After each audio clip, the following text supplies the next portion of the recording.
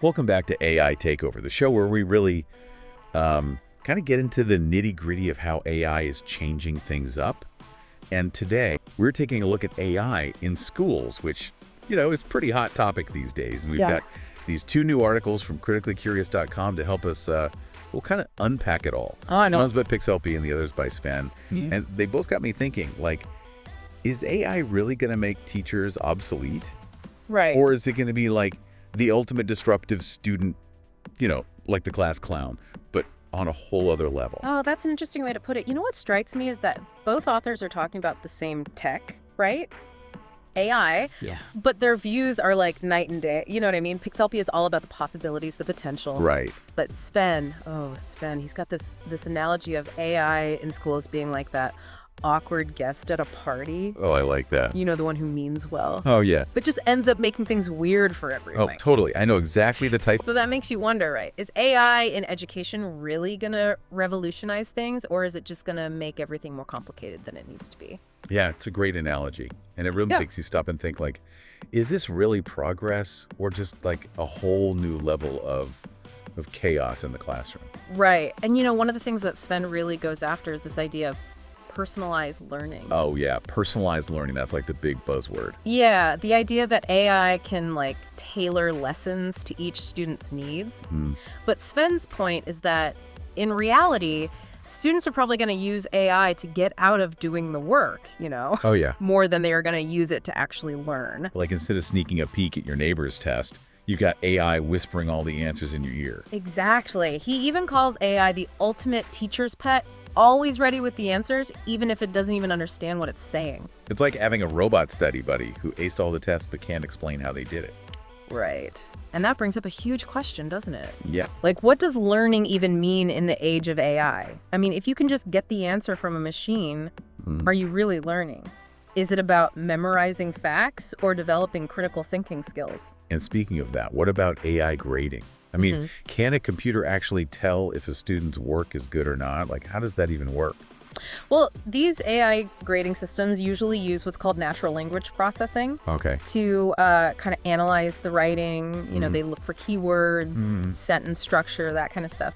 And it can be super efficient, right? Imagine never having to grade a stack of essays again. Oh, that's a teacher's dream come true right there. Yeah, but the thing is, as Sven points out, these systems can't really appreciate creativity or originality. Oh, yeah, that makes sense. He's got this great point. He says Shakespeare would probably fail an AI grading system. Oh, wow. Because his writing is so unique. Because it's Shakespeare. Right. I mean, think about that. It really makes you wonder, what are we measuring when we use AI to grade? Is it real understanding or just the ability to follow a formula? That's it right there. It seems like AI is better at analyzing data than it is at actually understanding what that data means. And what that gets me thinking is could students figure out how to game the system? Could they write an essay full of fancy words but no real substance and still get an A? It's like the AI equivalent of, BSing your way through a test. Right. And I think Sven's point is even bigger than that. He says we're heading towards this AI arms race in education. An arms race. Wow. Yeah. On one side, you've got students using AI to cheat or cut corners. Yeah. And on the other side, you've got teachers using AI to try and catch them. So instead of focusing on actual learning, we're going to be stuck in this technological game of cat and mouse. You got it. And that makes you wonder, who's really winning in that scenario? Right. Are we using technology to improve education, or are we just creating a whole new set of problems? Okay, so maybe personalized learning isn't all it's cracked up to be, at least not yet. But what about AI's potential to help teachers with all that administrative stuff? Yeah. I mean, there's a lot of time spent on things like grading, attendance, scheduling, all that. Oh, tell me about it. I've spent hours just, inputting grades. Exactly. So could AI free up some of that time for teachers so they can focus on, actually teaching? You would hope so, right? Yeah. The idea is that AI can handle the tedious stuff. Yeah. So teachers can focus on what they do best, inspiring and educating. But even here, Sven argues that AI still falls short. Really? Even with the simple stuff? Yeah. He gives these hilarious examples of AI making mistakes, like misreading numbers for attendance or sending out emails with the wrong information. So even if AI takes over those tasks, teachers are still going to have to double check everything. Yeah, pretty much. Which makes you wonder, is AI really saving teachers time? Or is it just creating a new set of headaches? It's like trading one problem for another. Sometimes, yeah. But there's got to be some areas where AI can actually be helpful in the classroom, right? Right. Like what about helping students who are struggling or providing extra support for those who need it? I mean, Sven acknowledges that AI can be helpful in those areas, but he's cautious about relying on it too much. Okay, and why is that? Well, one of his biggest concerns is AI's lack of emotional intelligence.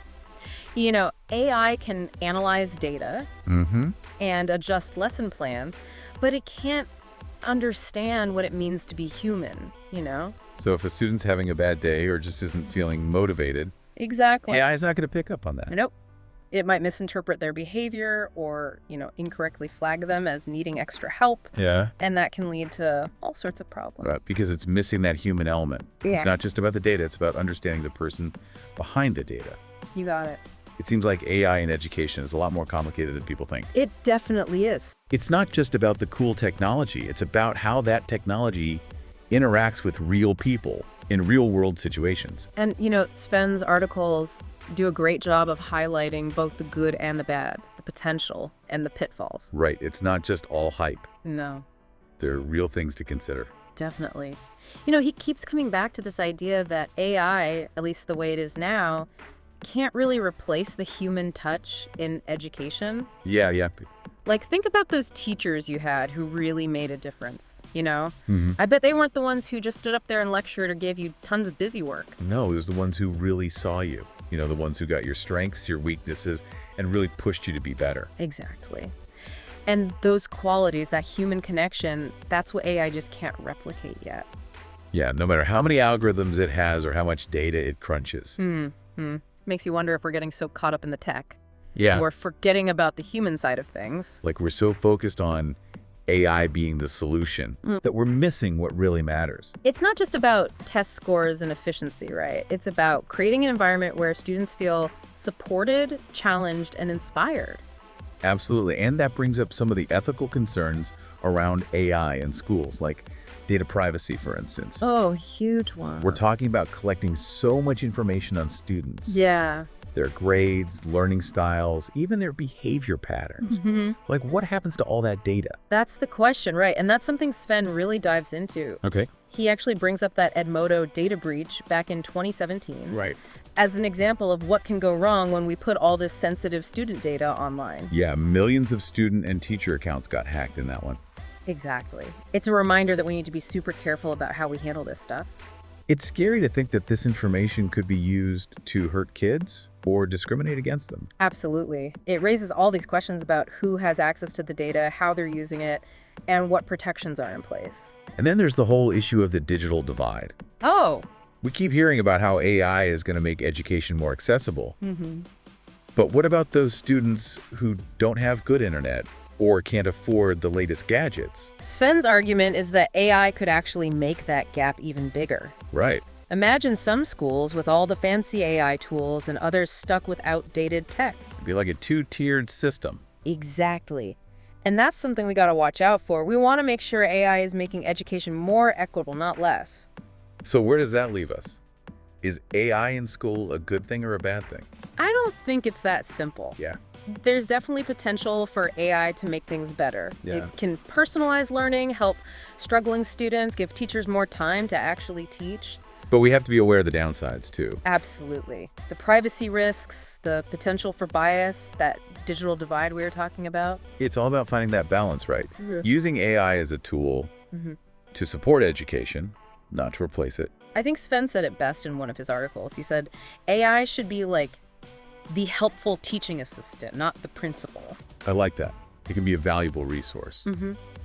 But ultimately, it's humans who should be in charge. Making the decisions, setting the priorities, and making sure it's all working for the benefit of the students. So what can we do? What can teachers, parents, policymakers do to make sure AI is used responsibly in schools? Well, first, we need to talk about it. Open and honest conversations about the potential benefits and risks. And involve everyone in those conversations. Teachers, parents, students, administrators, everybody. Right. And we need to be clear about our goals for AI in education. What are we trying to achieve here? How will we know if it's working? And are we doing it ethically? We also need to make sure teachers are trained to use these tools effectively. It can't just be thrown at them with no support. And data privacy has to be a top priority. Absolutely. We need strong policies in place to protect student information. And we can't forget about that digital divide. Every student deserves access to the resources they need to succeed. It's a lot to think about, but AI is here to stay, like it or not. That's for sure. So how do we harness its power for good? How do we make sure it's used to create a better future for education? I think the key is to be thoughtful and collaborative, to put human values first, and make sure we're using AI in a way that benefits everyone. It's like we're at this crazy crossroads in education where the tech's changing so fast, it's hard to even keep up. Yeah, it's like we're building the plane while we're flying it, right? Exactly. And that's why I think these articles from criticallycurious.com are so important. They really make you pause and think about what AI in education could mean, before it's just everywhere and we don't even think twice. Yeah. And one of the most interesting questions Sven brings up is, what if AI could actually understand our emotions? Oh, wow. Like, imagine a tutor that could sense when a student is frustrated or getting bored and could change its approach. Yeah, or a grading system that could take into account the emotional tone of an essay. Right. That would totally change the game. It would, but it also brings up these huge questions about what makes us human. Like, if a machine can understand our feelings, does that make it more human? Or does it make us more like machines? It's kind of a mind-blowing idea to think about, It is. It's like something out of science fiction, but it's a conversation we need to be having now. Definitely. As we move into this new world of AI, we have to remember that technology is a tool. It's up to us to decide how we use it. Right. We can use it to make education better for everyone. More equitable, more personalized. Or we can let it control us. And maybe even lose sight of what really matters. Yeah, the human connection, the joy of learning, all that. So as we wrap up this deep dive into AI in schools, let's remember one crucial thing.